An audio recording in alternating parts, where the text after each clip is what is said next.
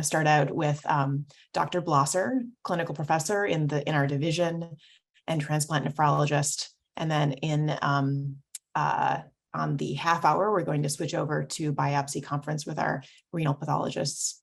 So with that, I'll hand it over to Chris. Thanks so much, Kate.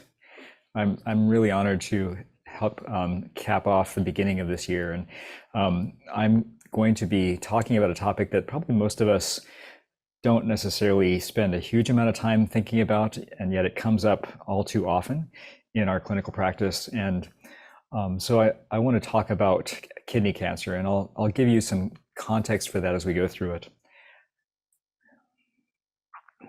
The objectives that I want to address with you this morning include incorporating the kidney cancer risks and presenting symptoms into our practice.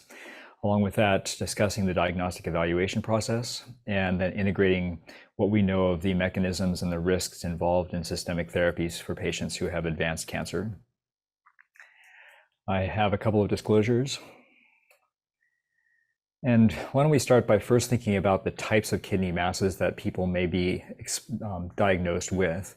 The most common by far is renal cell carcinoma.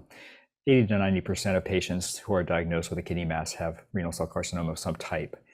Within that, clear cell carcinoma is the most common, and then papillary and chronophobe are much less likely. There are even other rare ones that I chose not to include for the sake of trying to keep focused on the clinical benefit here. Separate from the renal cell carcinoma, which grows out in the cortex of the kidney, in the proximal tubule most often, are urothelial cancers. Those are also called transitional or previously called transitional cell carcinomas, and those comprise approximately 8% of those diagnosed. There are other smaller or less common versions, epithelial, renal medullary, and for our pediatric population, nephroblastoma is more often diagnosed about 4 to 5% of the time. There are also benign tumors that can take up a lot of space and at times even cause pain or rupture, and those include angiomyolipomas and oncocytomas, and so those would be considered important to know about and potentially addressed through surgical care.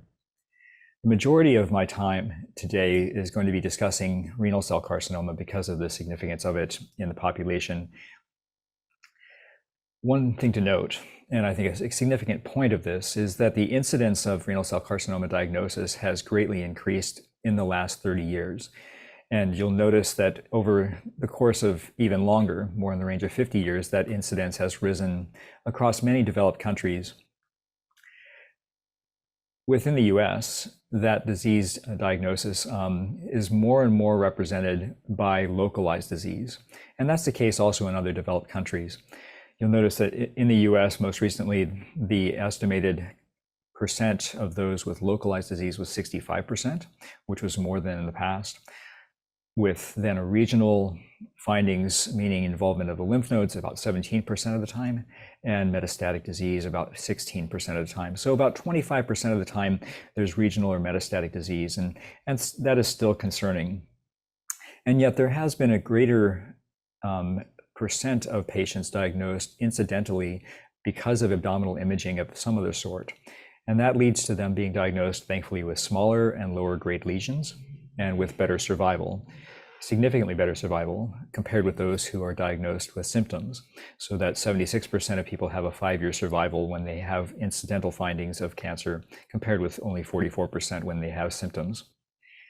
You'll also notice in this recent review that I helped to participate in with Sarah Sutka and others, that the incidence that is age standardized is approximately 2-fold higher in men compared to women, and that the findings are geographically different.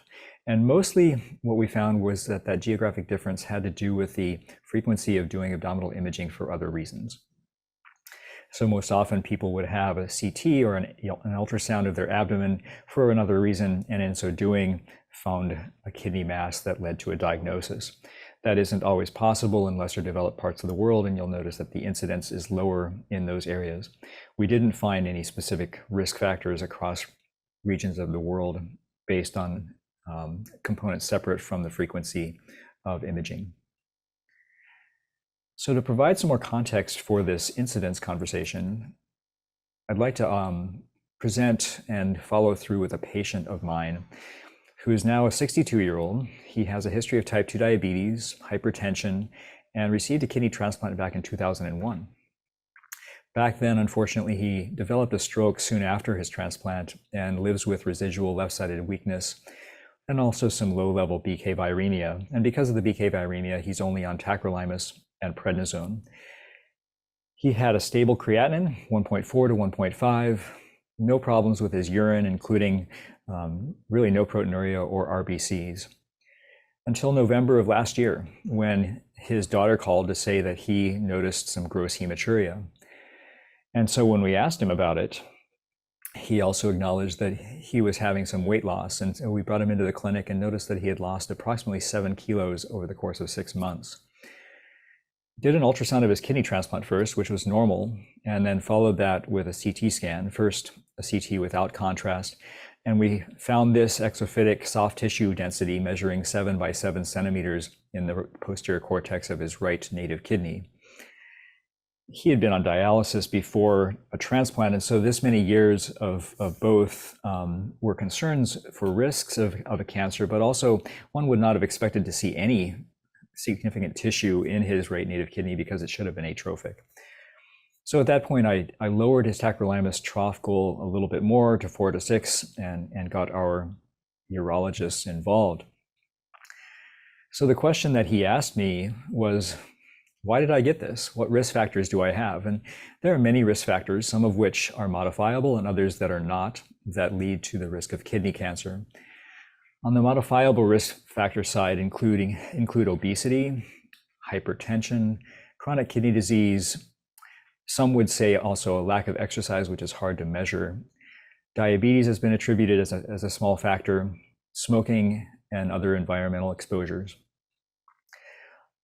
As nephrologists, we probably think most often about hypertension and CKD, along with then obesity and smoking, and I would definitely highlight those as the most significant modifiable risk factors, with CKD overall being 2 to 3 times higher risk for those people having kidney cancer in the future. And we see an absolute risk of about 6% of people on dialysis after 5 years developing kidney cancer. For the non-modifiable risk factors, there are multiple genes that are associated with RCC, especially von Hippel-Lindau. Others that I've listed here, I'm not going to spend as much time on that because of how they all fall into a similar cascade that we'll talk about. When it comes to other risk factors, of course, age does increase risk, male sex does. Race and ethnicity is a question that I think needs more attention. There has been previous publication that African Americans are slightly higher risk for kidney cancer. I would challenge us to think about the potential underlying genomic risk factors for that. And then the geography, like I mentioned, appears to be related to imaging frequency. So in that context, one would maybe ask, what are the underlying reasons for these risks to lead to a problem?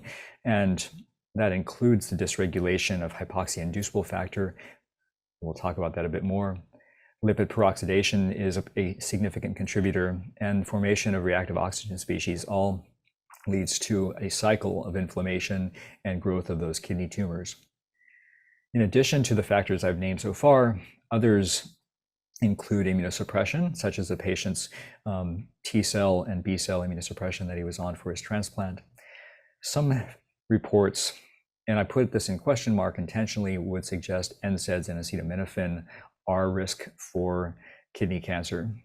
I would say that the strength of those findings are not strong enough for me to consistently say that we need to go diving into that in the patient's history. But there are significant exposures, including cadmium, asbestos, and trichloroethylene that really should be considered. And more often in the work that has traditionally been done by men, that exposure may be then associated with the 2 to 1 risk factor of male over female risk of kidney cancer so far. Finally, I would highlight that autosomal dominant polycystic kidney disease is a small risk for kidney cancer, more often found in Taiwan-based reports. And so the question would be whether there's another genetic mutation or variant that we haven't identified for that. If we think about the underlying story of renal cell carcinoma, and specifically clear cell carcinoma, the germline mutations and somatic mutations in chromosome 3 are most often associated with clear cell carcinoma. And those tumors develop out of the proximal tubule. And the von Hippel-Lindau gene has the strongest story for its role both in sporadic disease as well as in von Hippel-Lindau disease or syndrome itself. In the sporadic findings of someone who doesn't have a family history, the pathogenic variants or promoter hypermethylation of von Hippel-Lindau gene is associated with clear cell renal cell carcinoma at least 58% of the time. If we think about why that happens, in a normal oxygen tension condition, each cell will produce hypoxia-inducible factor alpha, and with some other covariants, be controlled in terms of the number that are maintained within the cell by the von Hippel-Lindau protein complex. And that is a constellation of a number of proteins that maintain a balance. Some are ubiquinated and others are not. And over time, if everything is balanced with the oxygen tension within the cell, that HIF alpha is degraded, and most often just the balance continues to be okay. But in certain parts of the body, including in the kidney, and especially if there are points where the kidney is diseased, such as with hypertension, with smoking, with points that cause hypoxia, then there's a greater buildup of hypoxia-inducible factor alpha, which can bind with the beta subunit of that protein complex and then translocate into the nucleus, leading to a dysregulated ongoing production of multiple factors that increase angiogenesis, erythropoiesis, and cell metabolism. And that's all typically because the von Hippel-Lindau complex of proteins cannot keep that controlled. So as I think about that, I think that story is a compelling finding that has helped with a lot of the understanding of how clear cell renal cell and other renal cell carcinomas develop. And the opportunity for treatment now has come forward because of that. And we'll talk about that treatment towards the end of the talk. Because our patients are at higher risk, people may ask, should we be screening these patients for cancer? And we've talked in the past about the importance of kidney cancer screening, the importance of cancer screening in general for people on dialysis, post-transplant. And they are somewhat different than the general population because of the higher risks, but because of the limited current cancer screening guidelines that we have in those populations, we still apply the general population screening to our pre and post-transplant patients. I would say that there's a question of whether we should individualize cancer screening in our CKD and end-stage kidney disease population patients. And that's in part because of the competing risks of death, the lack of trial evidence for mortality benefit for doing kidney cancer screening, and it naturally is impacted by the systemic choices that we have available for our patients, so that cancer care is more complicated, both surgery and therapy. Just as significantly is the fact that the American Society of Nephrology has definitely encouraged that we not perform cancer screening for patients on dialysis with limited life expectancy, as we consider the economic impact of those choices. I've brought that to you before and even asked you the question of whether you perform kidney cancer screening in your patients on dialysis and those with CKD. And last year you told me that approximately a third of you do kidney cancer screening on your CKD patients, and another third to 50% of you do it on your dialysis patients. There currently are no guidelines to provide or guide us in that way. And yet I found it interesting when I was reviewing the literature that there are certain authors that surely promote the idea of doing kidney cancer screening in higher risk populations. And I would understand and support that in those with inherited conditions, such as those with von Hippel-Lindau syndrome and tuberous sclerosis, those patients, and those with other immediate family history of kidney cancer. would likely benefit from focused screening with ultrasound, CT, or MRI. Also, those people who have had prior radiation therapy, for instance, a cancer earlier in their life, and that would then lead their risks for kidney cancer to be higher.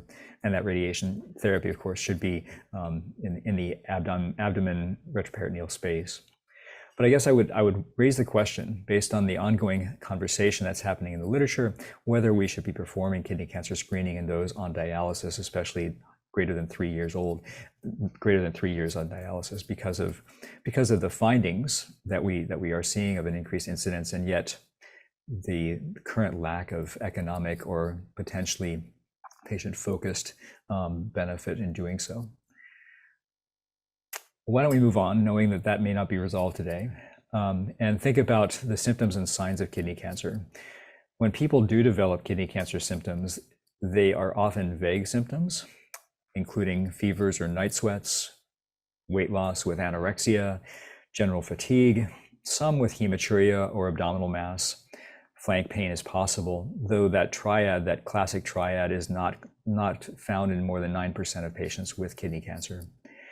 If the inferior vena cava is involved, it can lead to blockage of enough of the blood flow to cause edema, ascites, increased liver function tests, or even a PE. Separate from those symptoms, the signs of anemia are common. At least 50% of people with a kidney cancer will present with anemia, and often if one has that workup, there's no iron deficiency or other deficiencies, but rather it's anemia of chronic disease, or looks like that. Erythrocytosis associated with kidney cancer is common, like we talked about with the VHL mutation, and with that, the lack of HIF regulation leads to constitutive EPO production. Hypercalcemia is a separate sign that can come in approximately 15% of cases, and that can be because of lytic bone mets, PTHrP production, or prostaglandins that are upregulated. Some would say you could use Nsaids to help downregulate and control hypercalcemia, but that's not consistently found to be of benefit. In our patient, he presented with these three symptoms: anorexia with associated weight loss, fatigue, and hematuria. You could surely find other patients with a different set of symptoms or signs, and that those can also include symptoms or signs that are related to paraneoplastic symptoms, and I mentioned erythropoietin already, gonadotropins, ACTH like renin, glucagon, and insulin are all possible, in part because of the expansion directly from the kidney into the adrenal glands, the ipsilateral adrenal gland, and other potential metastatic locations, and those include the liver, the lungs, lymph nodes, brain, and bone. So where do we go forward, or how do we go forward when we find the patient has symptoms? Well, imaging is definitely the first important step to take, and that's in part to establish the stage of the tumor or cancer, if it is. Ultrasound is a very helpful starting point because it can identify normal from abnormal tissue with relatively low risk and cost. A CT abdomen and pelvis with contrast would be an appropriate next step, and the contrast is very helpful in identifying enhancement, and therefore whether there's blood flow into that tumor that would be of concern. An MRI can be used either because of a contrast allergy, potentially concerned for contrast-induced injury to the kidneys, but also can be used when there's more attention given to whether the tumor has spread to the collecting system or the vessels. If one finds that there's symptoms or concerns for metastasis already, a chest CT or an MRI of the chest can be very helpful. And again, the MRI can be useful if there's concerns of involvement of the more superior portions of the vessels, such as extension through the IVC into the right atrium. A bone scan is not commonly used unless someone has bone pain or an elevated alk phos, and that's especially the case because these tumors are osteolytic in nature, and so it would typically lead to a false negative. So when one orders a CT scan looking for the explanation of the symptoms that someone may have, or they get a CT scan for another reason, the radiologist is going to use the Bosniak classification almost always to determine whether a cystic kidney mass is of concern. And Bosniak was a radiologist in New York many years ago who helped to standardize this categorization of cysts, with the simple cyst being the one that is the most commonly found, and the importance of distinguishing simple cysts from other non-simple or complex cysts are helpful in determining the category and therefore future follow-up. A category 1 is that simple cyst that is round, thin-walled, without septa, calcifications, and it's not echoic, meaning it doesn't have any echo by the imaging through that cyst. It also does not enhance with contrast. Category 2 has a few septae, where category 2F, the F for follow, is noted to also have multiple septae with enhancement and calcification, and those cysts are typically larger than 3 centimeters. Category 3 and 4 are more complex and definitely deserve attention more immediately. They have thickened walls with septae and enhancement, and 4 includes all of what you note in 3, along with signs or enhancement of soft tissue that is independent but also enhancing from the wall or the septae within the cyst. So if we come back to my patient's case, it took him a bit of time in the midst of our challenged healthcare system to get follow-up. And so he had an MRI in March, and at that point there was a solid enhancing mass from the right native kidney with a normal appearing kidney transplant. We also did a chest CT at that time, which showed a 3 millimeter right upper nodule, and the question was whether that was a met or not. It wasn't determinate enough to proceed with any kind of workup of that chest nodule, and so we went on to thinking about his kidney and what to do with that. So tissue is the issue after we have imaging, and so the histopathologic diagnosis really helps in many ways. And if it's a localized lesion, a nephrectomy or a partial nephrectomy is very valuable because it provides the diagnosis and the grading, along with the staging with the tumor and any nodes in that area. And finally, it is definitive treatment. When patients have advanced disease beyond the fascia or they have metastases, then getting a biopsy of a node or a metastasis really does help to confirm the stage and the specific diagnosis, therefore leading to the treatment.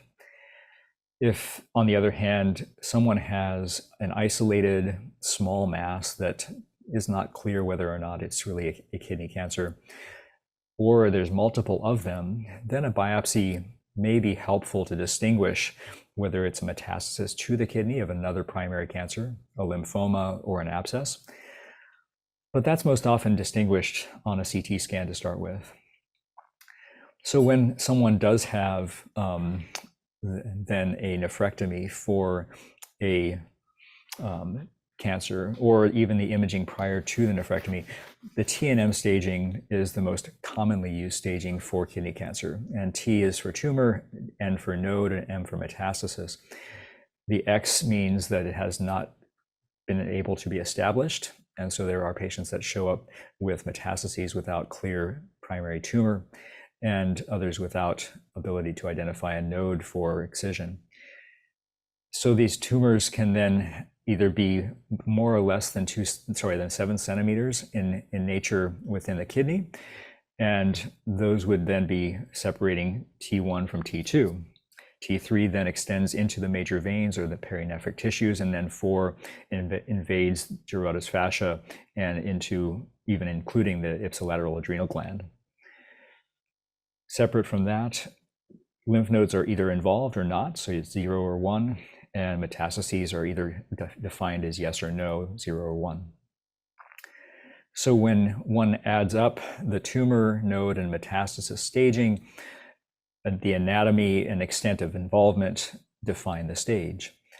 You'll notice that T1 without node or metastasis naturally leads to stage 1, but a T1 with a node that is involved leads to a stage 3 already.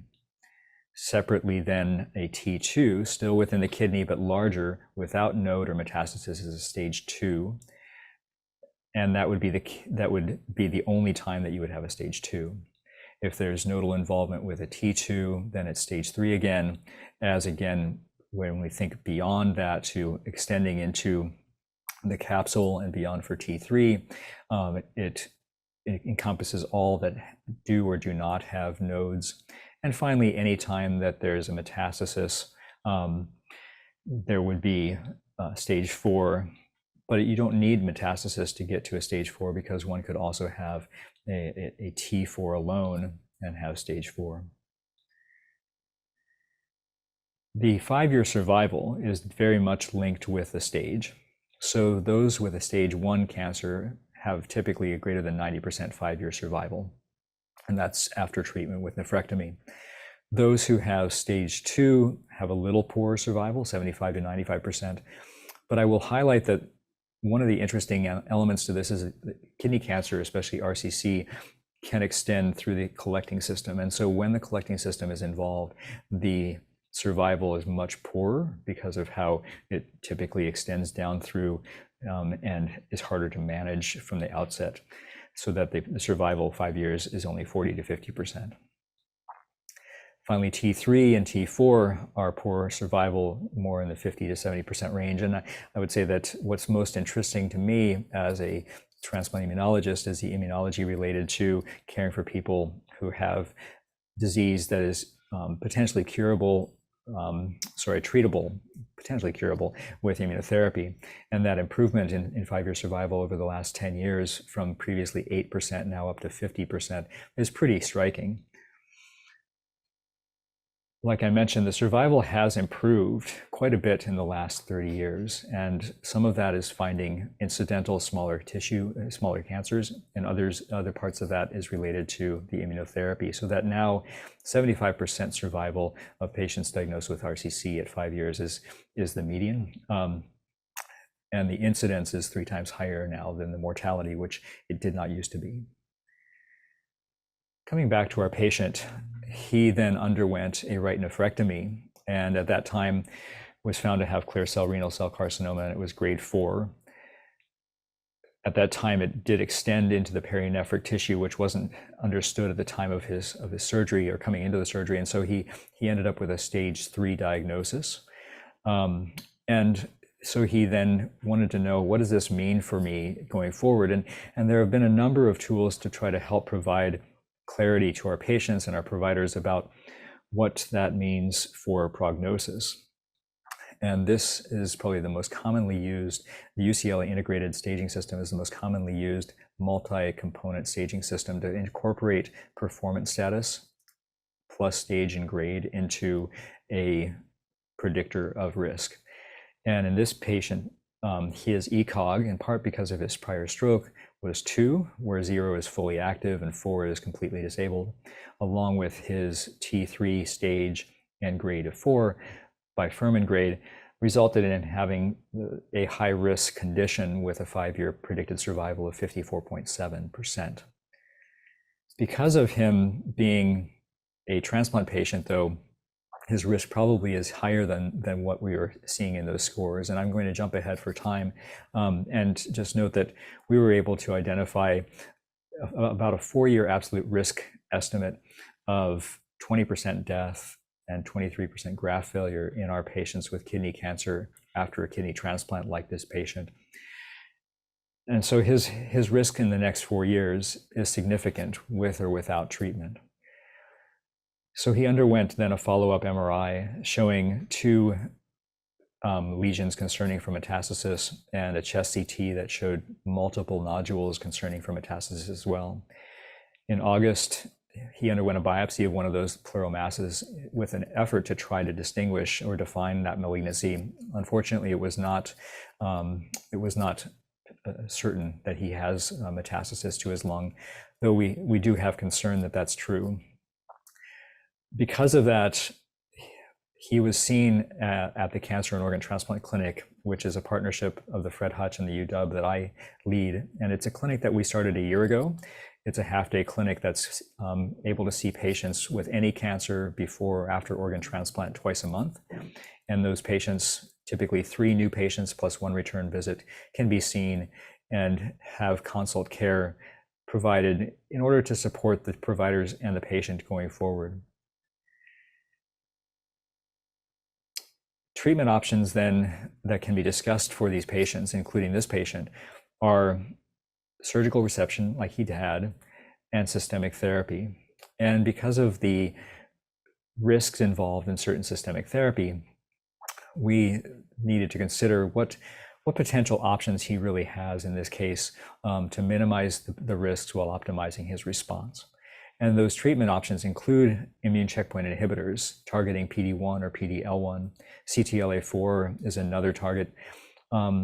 There are other options as well. And I know that time is running short, so I'm going to finish, but to highlight that the checkpoint inhibitors have had a great improvement on patients' outcomes with renal cell carcinoma.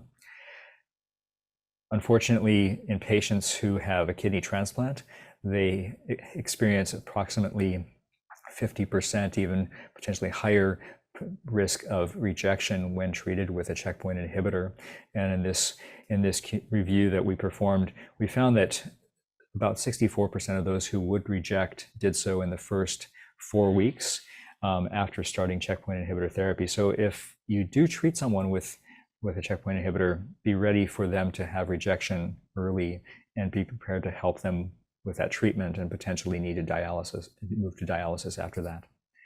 But because of our patient having that risk of rejection and his limited functional capacity, we've talked about targeting a different component of the therapeutic set of options, and those are the VEGF tyrosine kinase inhibitors. So VEGF is one of a number of different pathways that is upregulated in the context of kidney cancer, like we talked about earlier. And so he likely would benefit, yes, with some risk from that treatment compared with the risk of rejection. You'll also notice that belzutifan is a recently approved therapy directly targeting hypoxia-inducible factor alpha, and that currently is only approved for those with von Hippel-Lindau syndrome, but I believe within the next 6 months, FDA is likely going to approve it for sporadic cases of kidney cancer also, which would greatly change the therapeutic options for patients. But if this patient gets a VEGF tyrosine kinase inhibitor, the therapy may lead to a number of potential side effects that we need to watch for, including proteinuria, hypertension, thromboembolisms. Some patients do develop ischemic cardiomyopathy, especially if they have a higher risk for that already. Hemorrhage and intestinal perforation have also been reported. So at this point, this patient is currently planned for repeat imaging this next week of chest and abdomen if we find a significant growth of any specific tumor that may lead to another biopsy. And then we would, like I meant, use a tyrosine kinase inhibitor to try to help control his tumor and offer the best outcomes for him. Our patients, unfortunately, have a high symptom burden, and because of that, typically have greater challenges in caring for cancer in the setting of their disease, with shortened survival being common. And so I definitely highlight the benefits of working with palliative care, and where necessary, planning for dialysis if the patient like this one is a transplant patient with the potential risk for kidney injury. I apologize for running over, Kate. The summary for these patients includes that our patients, our CKD and end-stage kidney patients, are higher risk for kidney cancer with common vague symptoms that we need to be attentive to, along with anemia, erythrocytosis, and hypercalcemia. The staging process, it requires both imaging and histologic diagnosis, with nephrectomy or systemic therapies being possible. And then we do our best when we partner together with multiple other team members, including oncology and palliative care. Appreciate all the different help and the work that I get to do. And I know time has passed, so I'll take questions now or later. Thank you. Thank you for that really nice talk, Chris. Just for purposes of time, we'll move on, but you might direct your attention to the chat. Leah has a question about screening, and if anyone else has any questions, feel free to drop them. And I'll move on to Dr. Najafian, who's going to open up our Nephrology Path conference.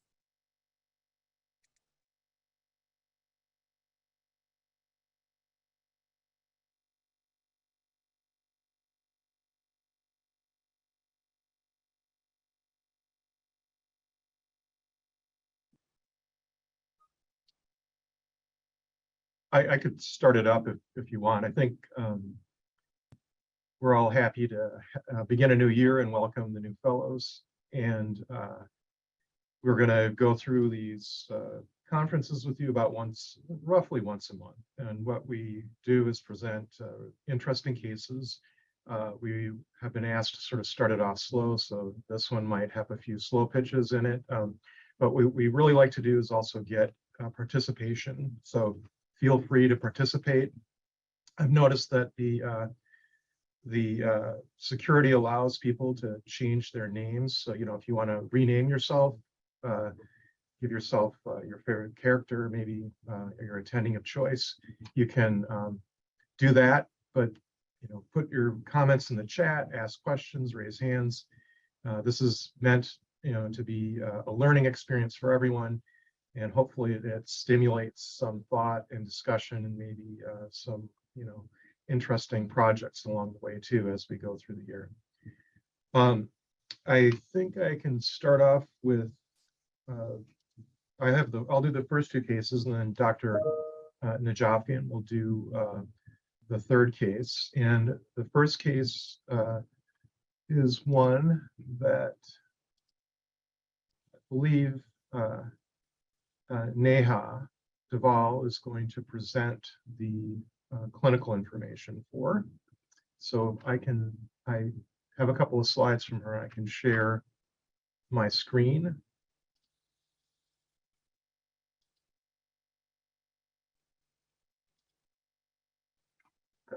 Okay. And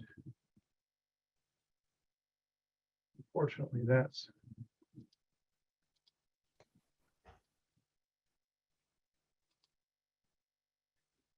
and hopefully everyone can see that. Is that correct?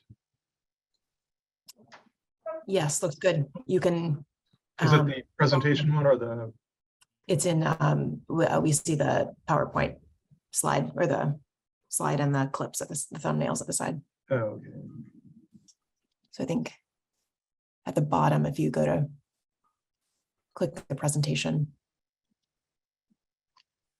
little icon at the bottom.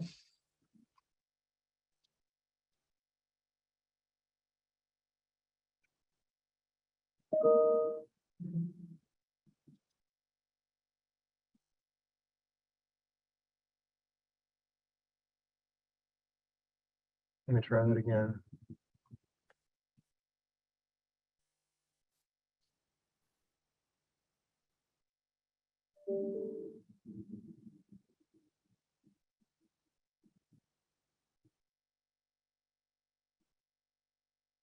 Okay.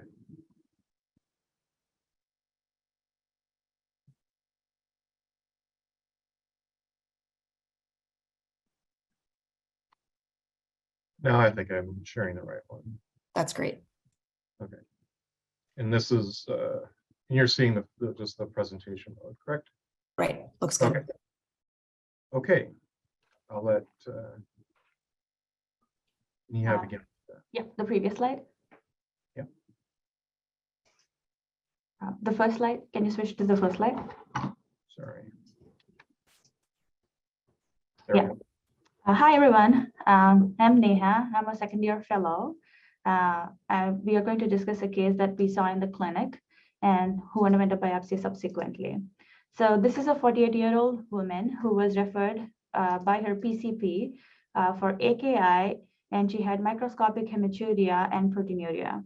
Her past medical history included papillary thyroid cancer, status post-thyroidectomy, and she has hypothyroidism now, hyperlipidemia, ulcerative colitis on treatment for that, factor V latent mutation, melanoma in situ, and she was also treated for leukocytoclastic vasculitis in the past. Her medications included Entyvio, 300 milligrams Synthroid every day and fluoxetine. When she presented, she was having tiredness and lower extremity swelling, but no other symptoms of any dysuria or gross like hematuria or any urinary straining. There was no usage of Nsaids and no other symptoms of dizziness, visual loss, any rashes, abdominal pain, or any nail issues, and no polyuria or oliguria. Her family history was just included hypertension and diabetes on the maternal side, and there was no history of any kidney disease on the family. Her social history, she quit smoking about 20 years ago and was drinking socially and no recreational drugs. Next slide.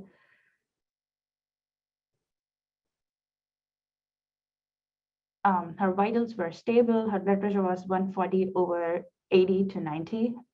Her physical examination was unremarkable, except for 1+ lower extremity edema bilaterally. Her basic labs showed a sodium of 134, a potassium of 4.2, chloride of 102. Her BUN was 20, serum creatinine of 1.26, bicarb of 22. Her calcium was 8.1, phosphorus 3.5, albumin was 3.5, hemoglobin was 10.4, and platelets were normal at 400. So no significant abnormalities except for a serum creatinine of 1.26, and her baseline creatinine was around 0.7 to 0.8. Her UA showed a specific gravity of 1.005, 2+ protein, 3+ blood. There were 20+ RBCs, no WBCs. Her UPCR was 5.1 and her UACR was 3.8. We went ahead and got all the serologies which were negative, including like hepatitis B, hepatitis C, HIV. Her complements, C3 was 125, C4 was 37, negative ANA panel, negative ANCA panel.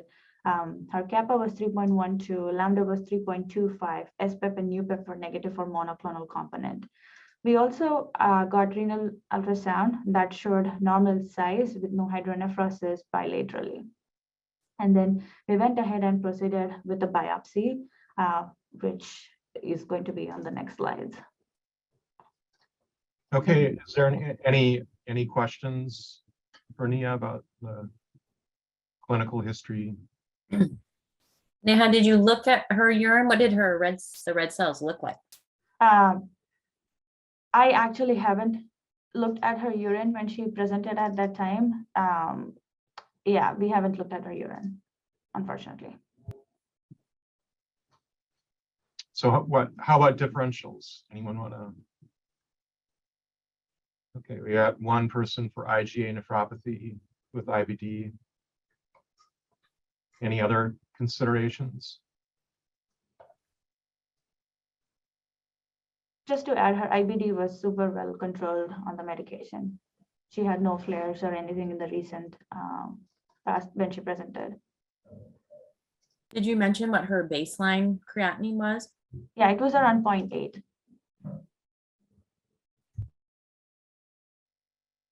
There's a question about AKI.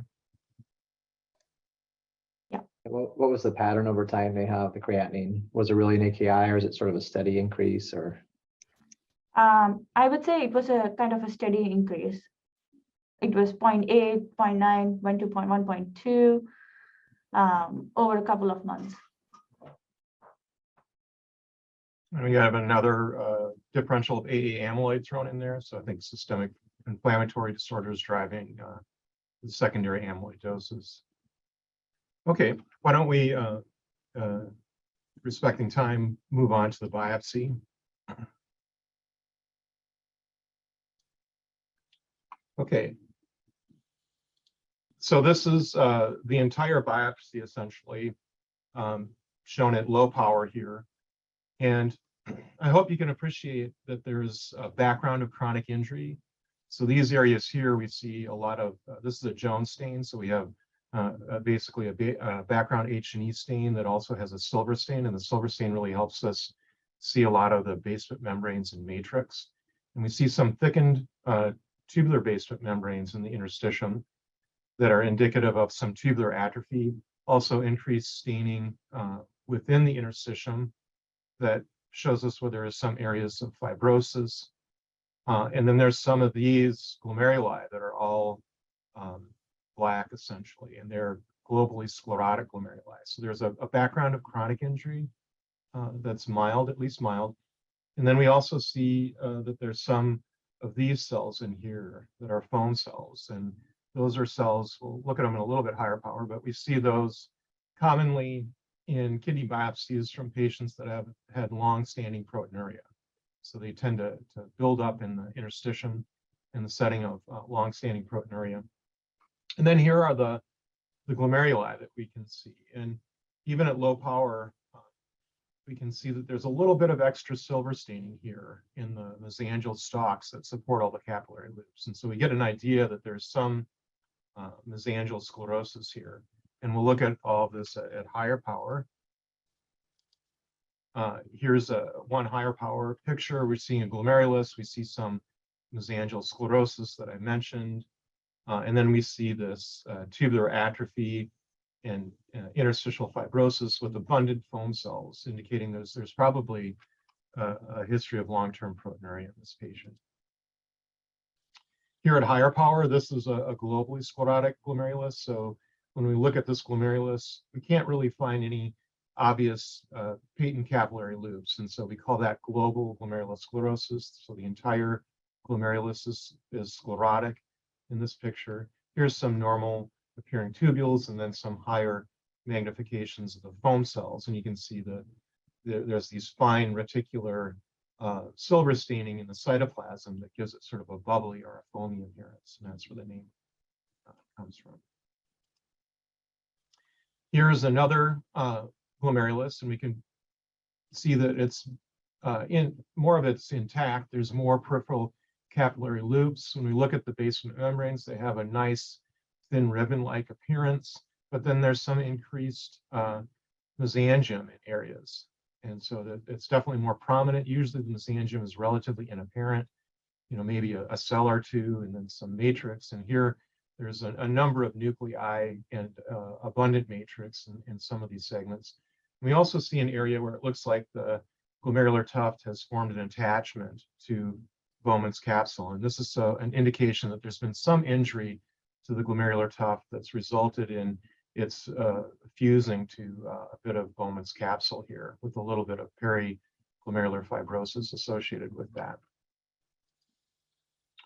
Here's another glomerulus, and this has a more prominent area of segmental scarring. So we see this wedge-like area of matrix that's relatively acellular that's attached now to the glomerular tuft, where we see a prominent expansion of the mesangium and the adjacent portion of the capillary loop, and then some more mild areas of mesangial expansion elsewhere, maybe a little bit of eosinophilic material as well.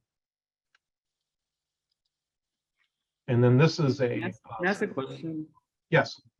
Hi, this is Justin. I'm one of the first year fellows. What's the definition of an intact capillary loop? Is it that you can see the RBC inside that is just open? Well, yeah, so this would be normally with an intact capillary loop, you can see a thin ribbon of the glomerular basement membrane, and then there's a well-defined interface between the mesangium and the capillary loop. And so normally we see either just a white space or maybe a red cell or maybe even a leukocyte that's present within the capillary loop. So here's an open capillary loop, a nice thin ribbon. This is probably an endothelial cell nucleus here. There's a few red blood cells, and then there's a fairly discrete interface between the mesangial region and the capillary loop. So when we get to areas like this, where we have a lot of scarring and we can't really even make out the architecture anymore. This is a portion of the glomerular tuft where we're assuming that there were capillary loops there at one time, but now they've been completely destroyed. When we lose this much architecture, we also postulate that there might have been an inflammatory process that led to this level of destruction. And we'll see more of this as we go on. And here's some areas where it's very difficult to see where the capillary loops are. So there could be some evolving obliteration in some of these areas that we're just not able to see. Here's a PAS stain, and this is one that we use for looking at mesangial expansion or mesangial hypercellularity in particular. And we can see these mesangial regions that have numerous cells. So if you look at a peripheral mesangial region, you're supposed to see essentially less than 4 nuclei present. If you have 4 or more nuclei present in these areas, it's considered mesangial hypercellularity, and that's an abnormal finding, and it's also something that's used to help score IgA nephropathy and provide an M score, a mesangial hypercellularity score. We also look to see whether other things are going on. In this instance, we saw mostly chronic injury. We're not seeing a lot of leukocytes in the capillary loops. We're not seeing endocapillary hypercellularity. We're not seeing any necrosis. We're not seeing actual destruction, active destruction of the capillary loops, and we're not seeing cellular crescents. So it's mostly chronic injury so far in this case. And then here's just a higher power picture of the foam cells in the interstitium with an H&E stain. After looking at the light microscopy, we move on to the immunofluorescence microscopy, and here we essentially solidify the diagnosis, and we see that there's abundant IgA present, and it's mostly in a mesangial distribution. And by that, I mean we're seeing mostly the centrally located staining for IgA that corresponds to the mesangial regions that support the capillary loops. And we're not seeing a lot of staining in the capillary loops, which are more peripheral in the glomerulus here.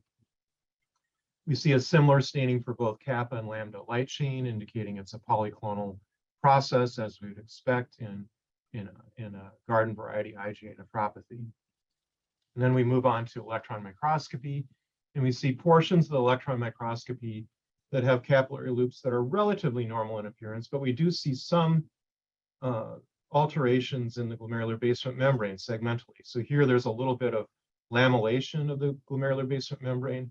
So, and then here there's an area where there's some thinning of the basement membrane.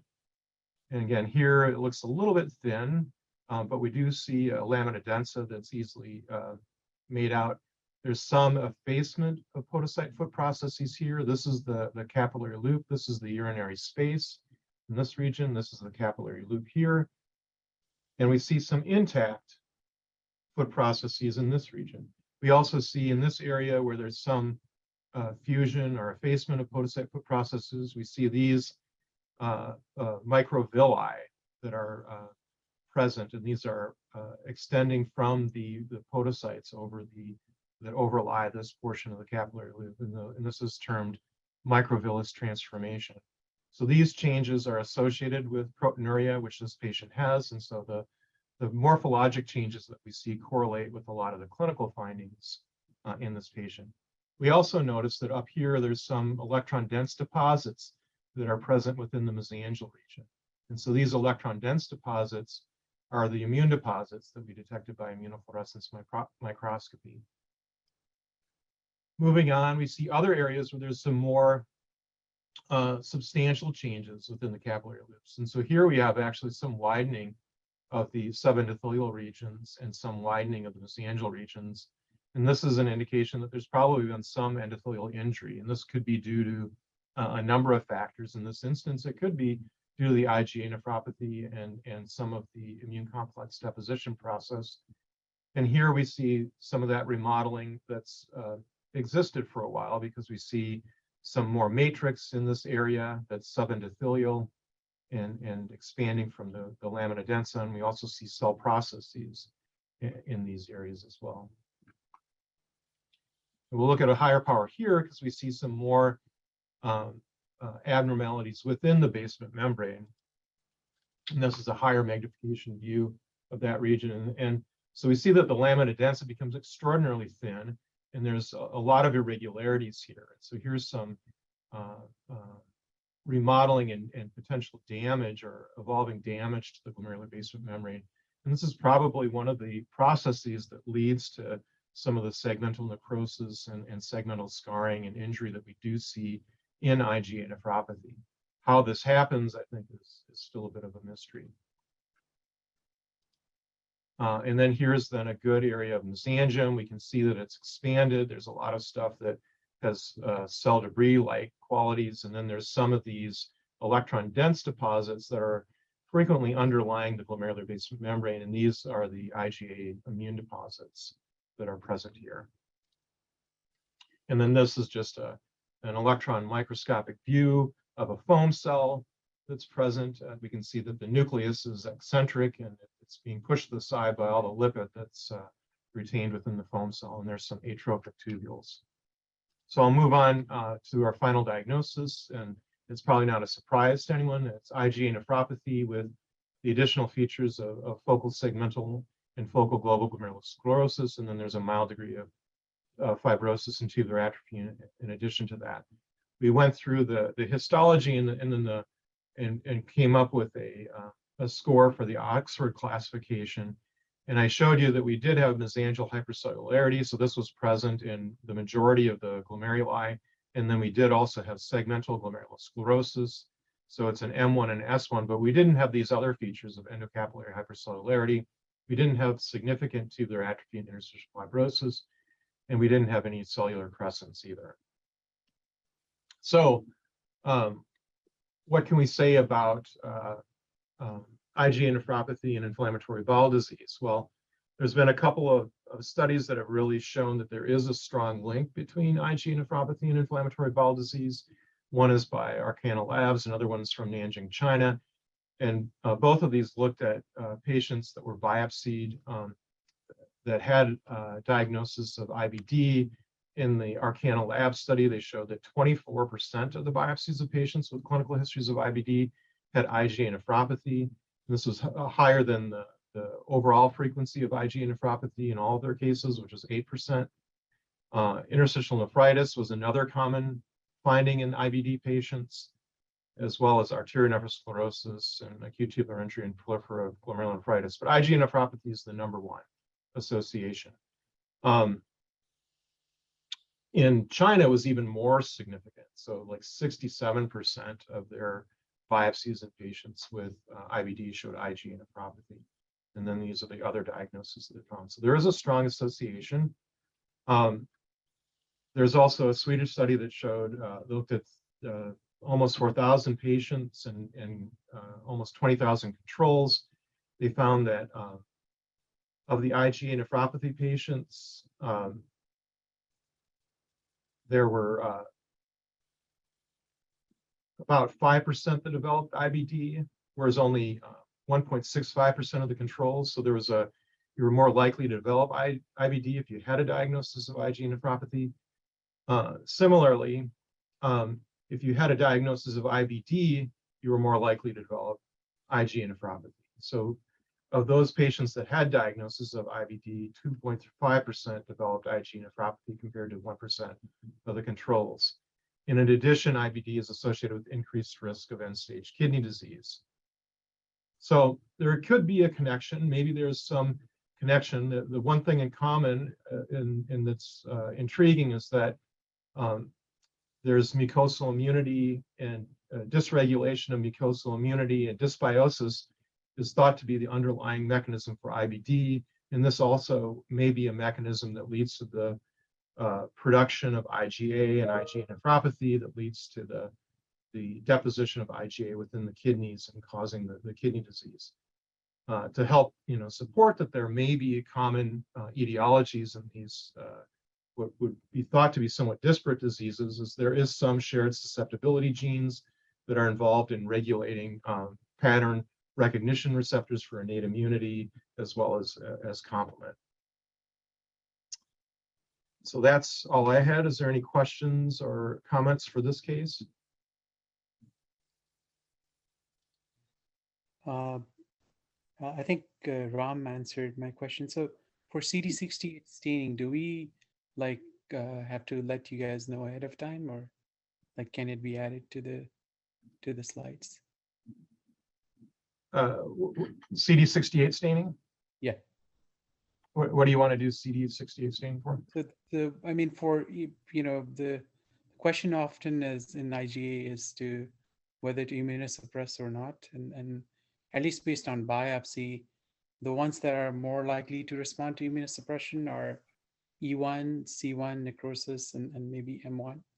And the sclerotic lesions do not respond to immunosuppression, but there's been talk in the IgA world that the more there is macrophages in the glomeruli, they're more likely to be responsive to immunosuppression more than the CMS scoring and the clinical scoring in terms of proteinuria. So maybe this would add to the entire, it'll be one extra piece of the puzzle when we decide whether to immunosuppress or not.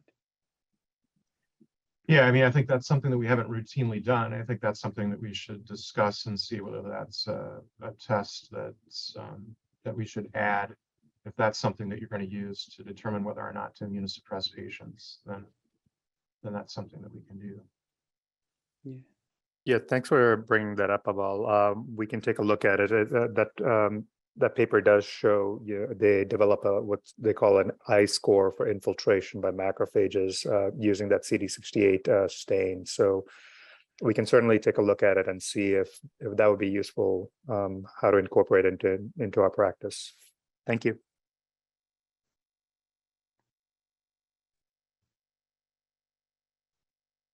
Okay, should we move on to the second case?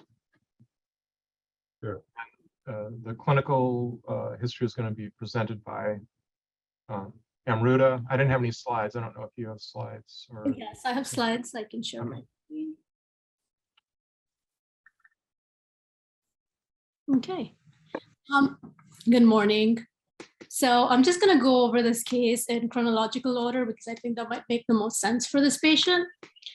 So basically, this was a 55-year-old female with a history of asthma, bronchiectasis, and chronic sinusitis. She was first seen in the ED 2 weeks prior to the hospital admission that we were consulted on. And she came in with constant joint pain and bilateral foot swelling. Coincidentally, turned out to be positive for COVID at the time. There was a leukocytosis with a WBC count of 13,000, and she had eosinophilia. She was subsequently discharged from the ED with symptomatic treatment and closed outpatient follow-up, specifically with rheumatology because of her joint symptoms and foot swelling.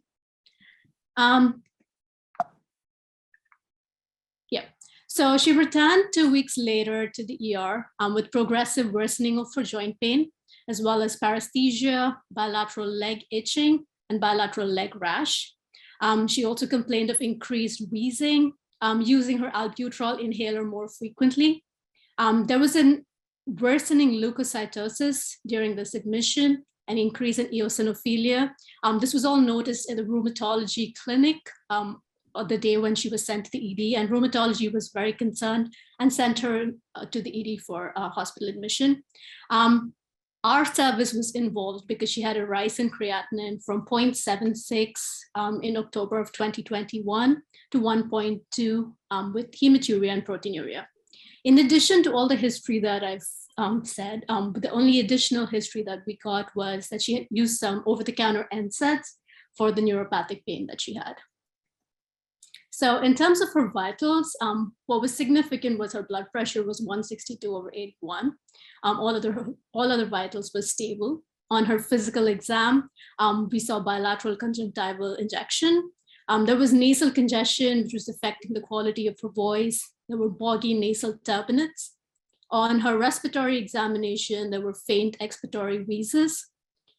And this was the skin findings that we found. It was on both her shins and her feet. They were warm, dry, few non-blanching, dark red or purple petechiae and purpura.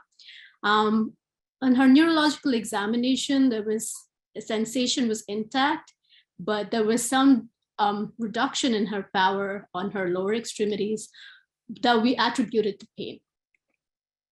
So in terms of her labs, we had a CBC count that was significant for a WBC count of 21,900 with 50% eosinophilia.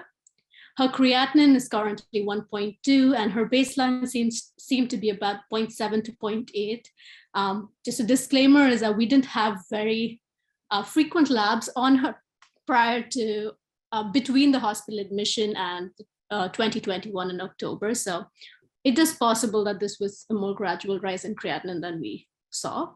Her urinalysis was significant for 1+ protein, 3+ blood, 3 to 5 RBCs, bacteria, and squamous epithelial cells. Urine protein creatinine ratio was 1.4.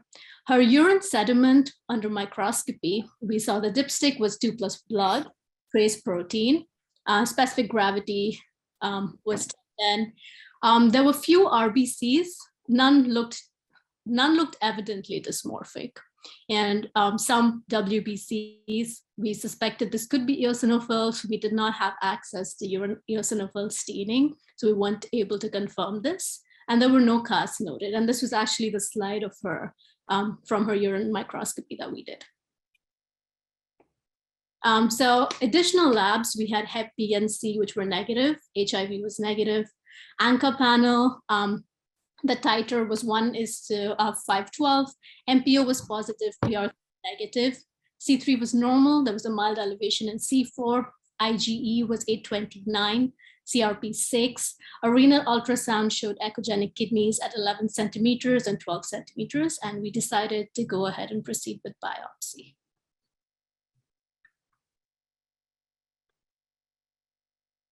Okay, any questions?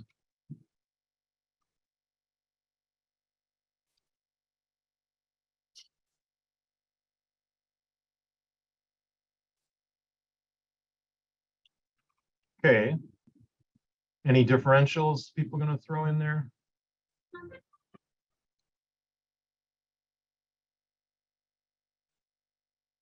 I have a question. Did you have a skin biopsy at any stage?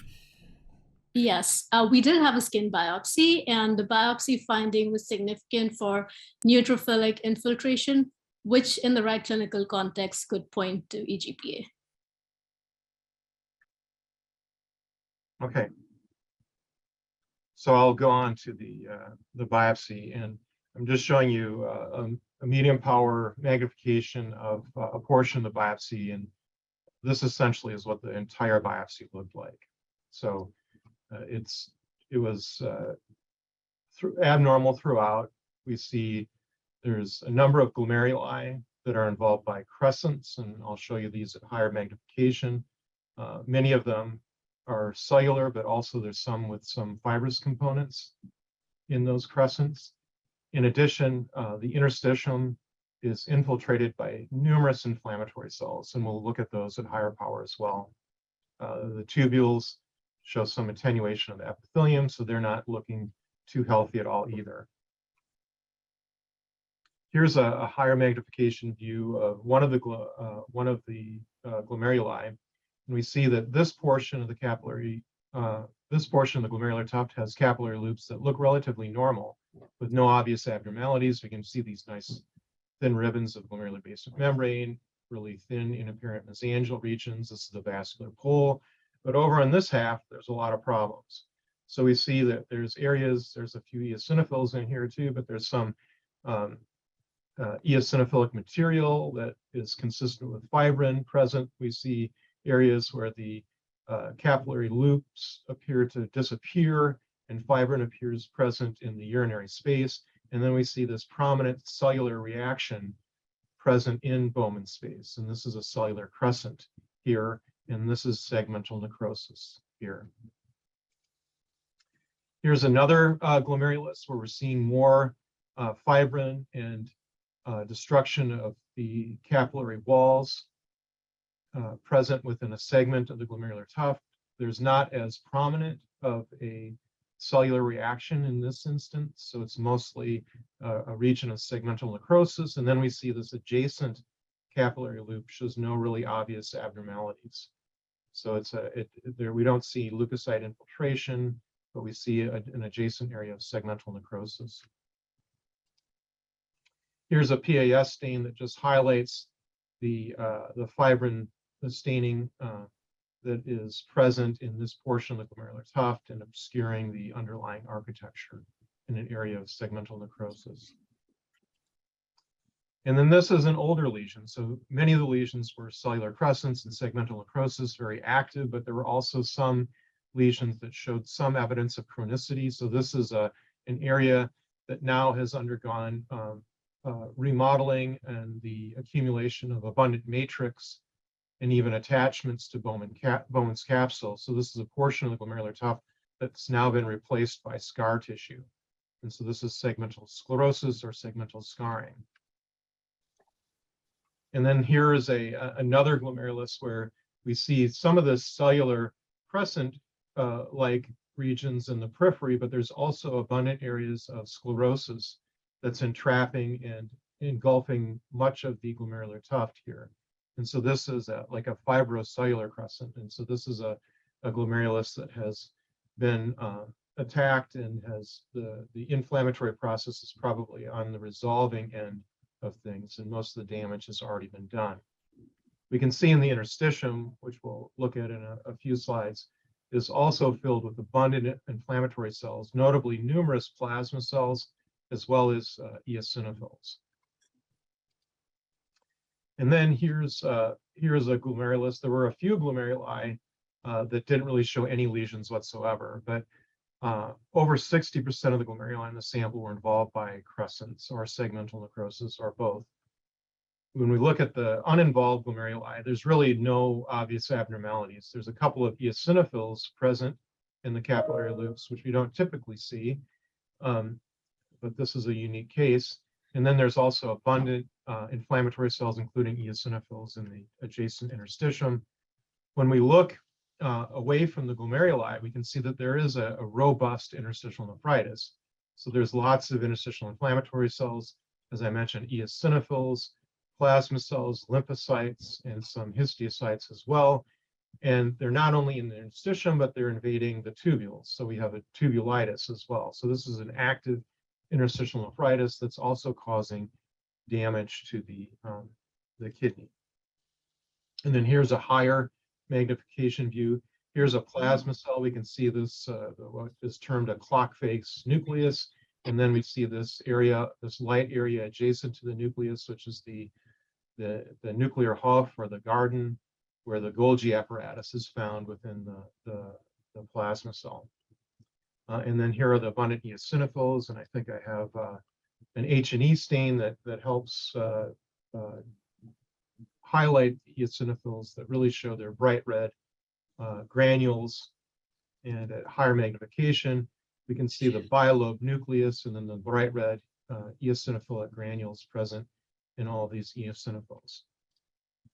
By immunofluorescence, the only thing that we really saw was fibrin staining in several glomeruli, consistent with the necrosis that we saw by histology, but no immune deposits. So the findings are consistent with a posse-immune complex mediated glomerulonephritis. And then by electron microscopy, the uninvolved capillary loops looked relatively normal. So here we see good intact podocyte foot processes. We see endothelium with intact fenestrations. We see a normal appearing lamina densa with a lamina rara externa and interna. We see mesangial regions that don't show obvious abnormalities either. And then in areas that are involved by crescents, we can see collapse of these capillary loops, loss of endothelium, and prominence of the epithelial cells in the urinary space that overlie this area of the glomerular tuft that's undergoing destruction. So the final diagnosis, a diffuse segmentally necrotizing and crescentic glomerulonephritis. It's posse-immune complex mediated, it's PANCA positive, and the findings are consistent with the diagnosis of EGPA. And we also have an eosinophilic interstitial nephritis. So renal involvement with granulomatosis with polyangiitis.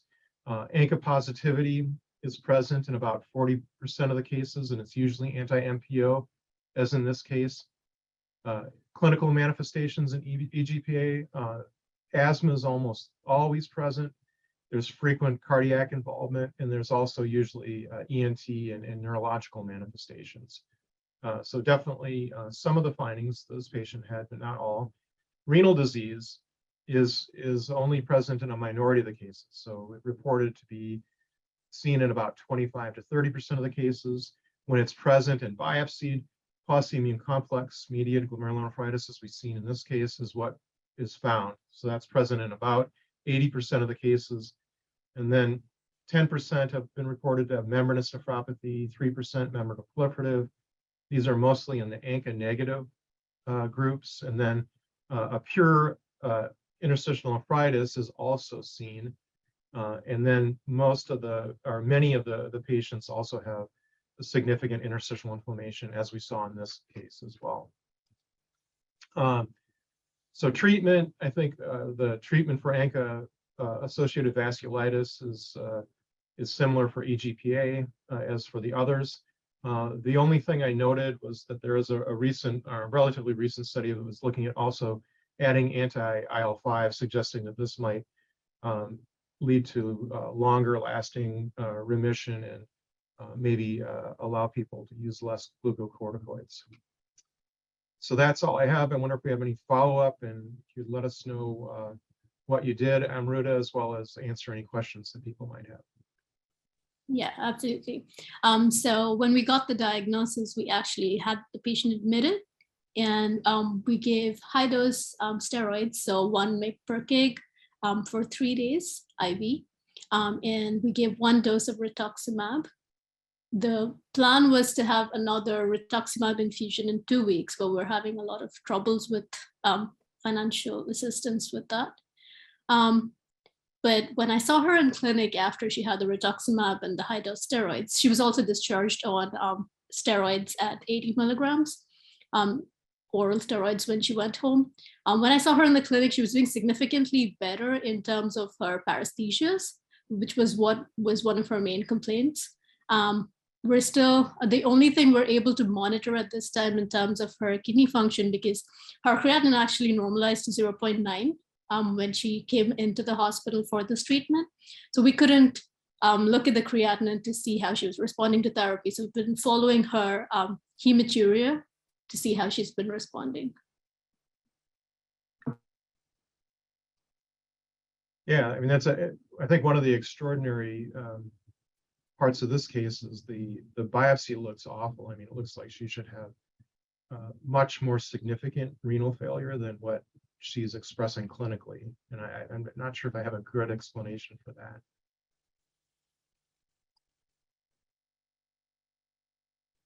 I don't know if anyone else does. Okay, any other questions, or should we move on to the third case?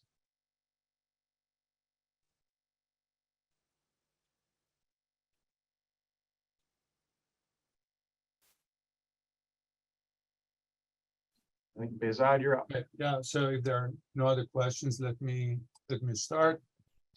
My apology in the beginning, it looked like my mic was closed, so thanks, Kelly, for starting the session. Can anybody see the screen? You should switch displays as you were about to do there. Is it good now? That's perfect. Okay, all right. So Dr. Malik will present the clinical of this case. All right, so time's short, so I'm going to fly through these.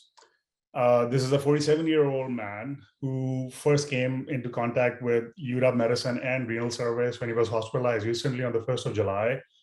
His main presentation had been recurrent syncopal episodes, which had been going on for about a couple of years before this. He thinks it was mostly posture related, happens almost 10 to 12 times a day, very fleeting, lasts for a few seconds, and considerable dizziness and lightheadedness.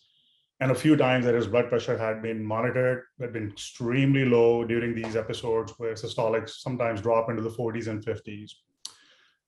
Quickly, his background, past history did have hepatitis C virus, which was treated with whatever this Mevrit thing is for about a year ago. And part of his report, he'd been in sustained viral remission since. He has a long history of smoking. He's cut down from 1 to half pack per day, but about 30 years history of smoking. Previously heavy alcohol use. He quit a couple of years ago when he started having these syncopal episodes, but does admit to smoking meth almost pretty regularly because he thinks that gives him energy and stamina to keep going and keep working. Previous history of cocaine and marijuana use as well as some injected cocaine in the past. Used to work as a roofer, and thankfully is not working as a roofer now with all these symptoms.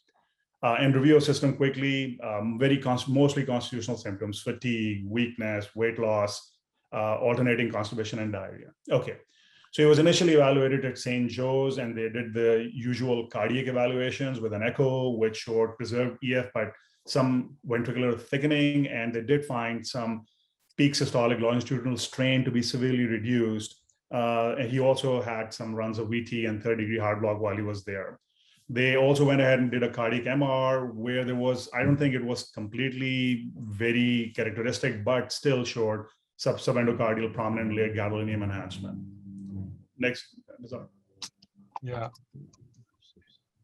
So additional evaluations that those guys did there, of course, included a monoclonal workup where he showed a lambda skew with light chains of 7.64 with a suppressed ratio of 0.26, and did have an IgG lambda M spike of 0.3 grams.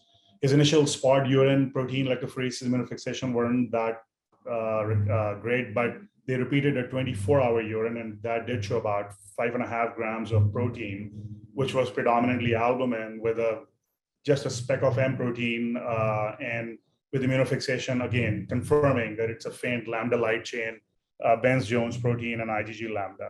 Creatinine remained stable, so did the hematologic panel. Serum albumin was 2.1. They did a fat pad biopsy, which was negative for amyloid, and a bone marrow biopsy showed lambda restricted 15% plasma cells. Quickly, he was discharged with midodrine, kept on having issues, got readmitted. After he had another syncopal episode, he was transferred to UW on 7/1. Here, the cards did some usual workup where BNP and troponin I were normal. They went ahead, and I do not know why they didn't get it, but they wanted an outpatient troponin T and an NT-proBNP. So I don't think that has been done so far that I will check. They increased his midodrine, started fluorocortisone on him, and sent him out. The repeat serologic workup was pretty similar to what we saw at St. Joe's. And then hematology was consulted while he was there. And they said, well, this looks like MGUS, but we need a tissue diagnosis to see if we need to treat him. Okay, any questions or differentials? For the sake of time, please type your questions or differentials. I will have a look at the chat box. If not, let's start quickly. And in the meantime, you can keep filling in the chat box. Let's see. So this is the biopsy, the low magnification. It was a very good sample. We had 29 glomeruli starting from the renal capsule and also a portion of the medulla. As you can see, this is the trichrome stain, which we use for chronicity, and showed very focal chronic injury in some areas, including also some in the subcapsular region. And about 3 to 6% of the glomeruli were globally sclerosed. So most of them were patent. And this is how the glomeruli on the left, this is how the glomeruli look like in this biopsy. Now, this is how a normal glomerulus looks like. This is from another biopsy. So if any of the fellows wants to tell or type in the chat box that what is the prominent abnormality that you see in this glomeruli, that will be great. I will start describing them in the meantime. So when you compare the mesangial regions, you see that there is mesangial expansion. In some areas, it also looks a little bit nodular. The mesangial areas are hypocellular or rather acellular, and a little bit of PS positivity as well. We don't see mesangial hypercellularity similar to the IgA case that Kelly showed, definitely. And this is how the glomeruli look like on different stains with periodic acid chiff. We already looked at Jones methylamine silver, that also is good for extracellular matrix and basal membranes, shows kind of Jones weak, not super weak, but kind of Jones weak deposits in the mesangial regions, as well as in the peripheral capillary walls that we will have a closer look. By H&E stain, we see that the deposits are hypocellular, acellular, pinkish, amorphous, and they stain blue with Masson trichrome. So the highlight was mesangial expansion by amorphous acellular material. when we look at the Jones methylamine silver, we see that also in some of the peripheral capillary walls. We have kind of very peculiar abnormality in the glomerular basal membranes, where we see these long, hairy spikes that resemble eyelashes in multiple capillary loop. This can be identified. So this is another glomerulus, similarly, mesangial expansion, relatively Jones-Wick material, hypocellular. And then this part is basically a zoom in from this region. And you can very beautifully see these long, hairy spikes that resemble eyelashes. Okay, so only a few glomeruli were globally sclerosed. Some of them were like these, completely collapsed capillary tuft, like the typical appearance of the globally sclerosed glomeruli. And we had one glomerulus that also, though, was completely obliterated, but it seemed like it is obliterated by deposition of the same material that we saw in the patent glomeruli. So that's telling me that the process has been going on for some time and it's not very acute. Looking at the tubular interstitium, in most regions, tubules, they looked fine. Tubular atrophy was pretty focal and the tubules were back-to-back. But in areas with focal interstitial fibrosis and interstitial expansion, what we can see that similar like Jones weak material that we see in the glomeruli looks like it's depositing in the interstitium. The vessels by light microscopy, they look fine. This is an interlobular artery. And as you can see, all layers are beautifully visible with no apparent abnormality, vasculitis, or deposition process. Okay, so I hope that with that light microscopy, you have developed a good differential, and I can see that people are calling like AL amyloidosis as a possibility. So let's see if immunofluorescence is confirming that or not. Here are the only 3 positive immunoreactants for IgG. There was kind of like smudgy staining in the mesangial regions as well as segmental in the peripheral capillary walls. IgA, IgM, C3, C1q, fibrinogen, albumin were all negative. Kappa was completely negative. Lambda was positive in the glomeruli and also focally in the tubular basal membranes and interstitium. Lambda was stronger than IgG, although IgG could not basically remain unnoticed, certainly in this case, but it was weaker. Again, when we look at the vessels or vasa recta, we see this kind of similar pattern. In vasa recta, the IgG staining was even more subtle, and lambda staining was jumping out and was stronger, and kappa was completely negative as well as the other one. Okay, the other immunoreactants. Looking at the electron microscopy, we have a couple of capillary loops here, and this is the mesangial region that we're looking at, and you see that there are not many cells. So the same correlates with the light microscopy findings, has kind of a hazy, cloudy appearance. Let's look closer. This is a closer view of the same region that gives us an impression that there are some tiny fibrils there. At a higher magnification, you can see that there are numerous fibrils that are haphazardly arranged and organized in basically any direction that you can imagine. So obviously in this context, it is important when we're dealing with fibrillary deposits to see what size those deposits are, and that will help us for the differential diagnosis. In this case, the multiple measurements that we did came up with an average diameter about 10 nanometer. Okay, so with that 10 nanometer, basically that the measurements of the fibrils fall within the spectrum of amyloidosis, which is 8 to 12, and falls a little bit below the threshold for fibrillar glomerulonephritis, although we have other tests for confirmation as well. So for amyloid, it's usually 16 to 24 nanometer. That's what we consider. So in some other regions as well, we see this irregular thickening of the glomerular basal membrane with this peculiar appearance. As you can see, kind of resembles basically roosters' comb, and that's the way that they are named as well. This is a podocyte on top that shows extensive food process effacement.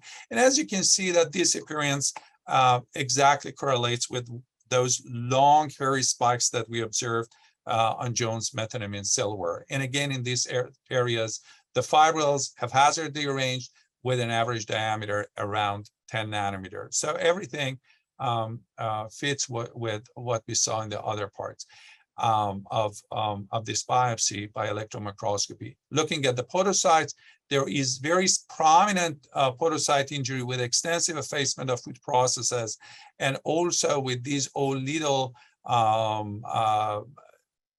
microvillus processes that we call microvillus transformation that also Kelly showed in his case, indicative of significant podocyte injury. The deposits were not limited to glomeruli, and also we could see them in the tubular basal membrane. So these are 3 proximal tubules, and 1 peritubular capillary in the tubular basal membranes, as well as interstitium. We had similar deposits to those that we observed inside the glomeruli. So obviously, as also in the chat box, people have been listing, amyloidosis is the number 1 thing that we think about. And for confirmation of that, we do Congo red staining, and we polarize that with polarized light. So that showed a significant deposition of Congo red positive material with apple green birefringence in the glomeruli, as well as in the tubular basal membrane and in the interstitium, as well as in the vessels. Okay, so now we know that we're dealing with amyloidosis. We know that there was very significant staining for lambda light chain and no kappa light chain. Therefore, the diagnosis is primarily AL amyloidosis involving glomeruli, tubular basal membrane, and so on and so forth, with very mild chronicity. We had that twist in this case that observed that IgG staining as well. So obviously, one of the questions is that, are we dealing with AL or light chain amyloidosis, or this is a case of combined heavy and light chain amyloidosis, AH and AL?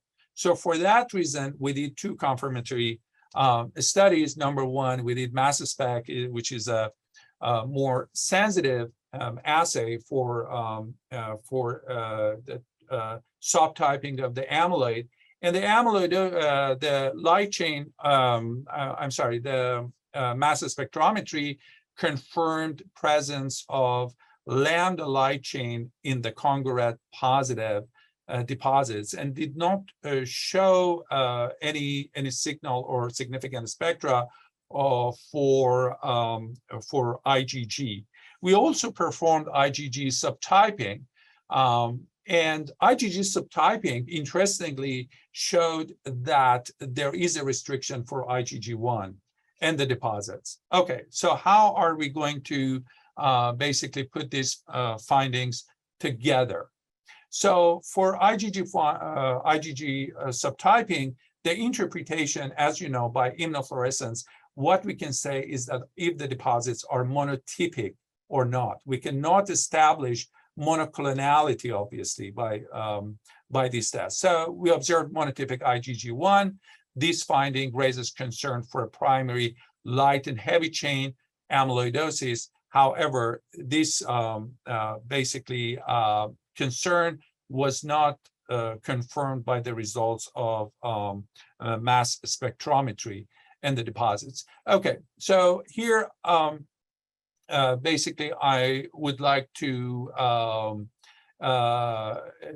stress on what I mentioned earlier, that we need to consider that the finding of monotypic immunoglobulin staining in the biopsies does not confirm or establish monoclonality. And sometimes other kind of tests, although I mean that the test that I'm going to mention also not establishes monoclonality per se. However, it is one step forward and it is certainly more specific to detect real monoclonal or monotypic deposition of immunoglobulins in the biopsy. And what I'm talking about is using of heavy chain, light chain, basically immunofluorescence microscopy, antibodies for heavy chain, light chain that target these regions of the immunoglobulins close to the hinge region that can detect basically both light and heavy chain.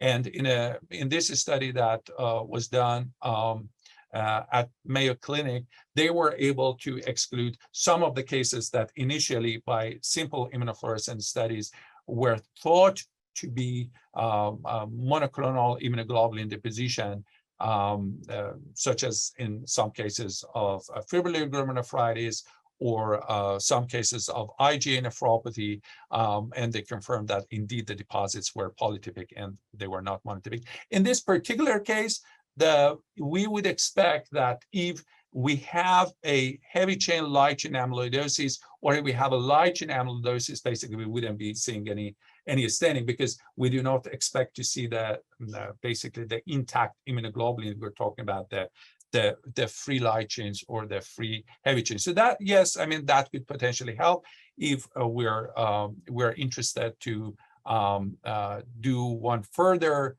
confirmation if this is a case of AHAL or just it's a case of AL.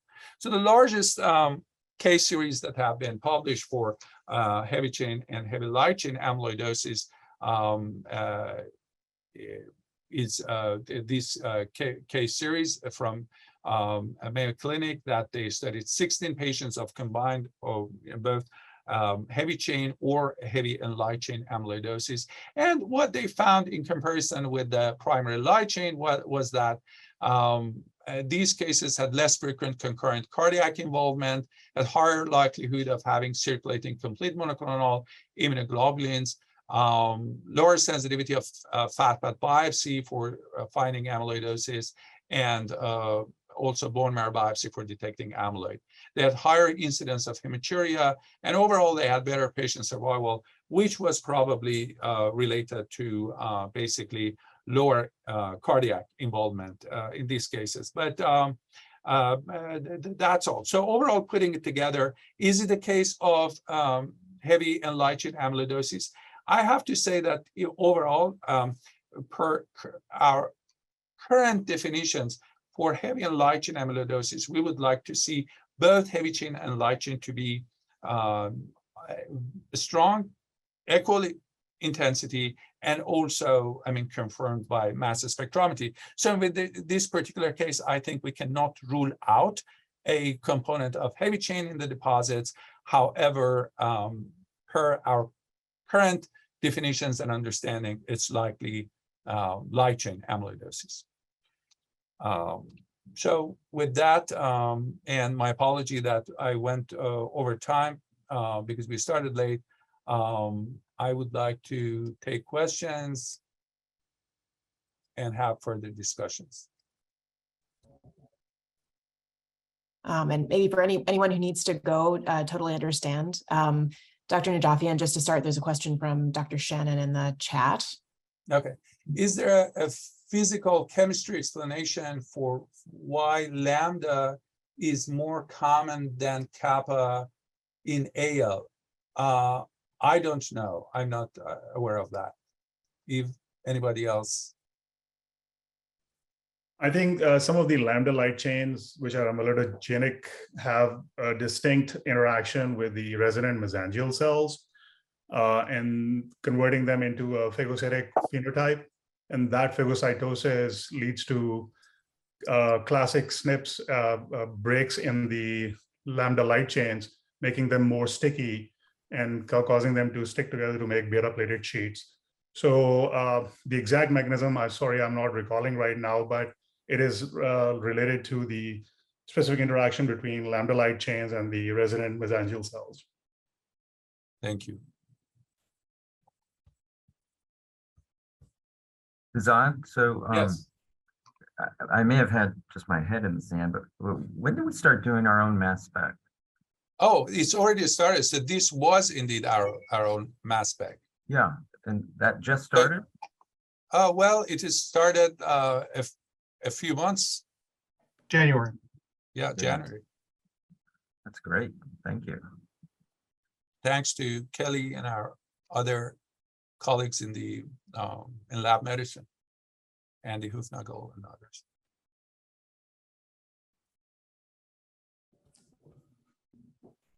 Well, I'm going to close us out. Thanks for everyone for some excellent speakers. Quick announcements, just to reinforce Danielle's email, the State of the Division presentation has been rescheduled for September 30th by Zoom, thanks to the division speakers who are willing to reschedule their talks. And also a quick plug for next week. We have an invited speaker, Dr. Bhargava from the Department of Radiology. He's a well-recognized speaker in education and workplace psychology. I think it'll be an interesting talk. He's going to tell us about personal finance for medical professionals. The 30-minute time frame is shorter than he typically uses. So he's going to send out, or we're going to send out some material that he's offering us as a kind of preparation for anyone who wants to lay a foundation for his talk. So that should be coming out in an email for anyone interested. And with that, thanks again for everyone coming to our first nephrology grand rounds of the year. Look forward to seeing you next week. Bye now. Thank you.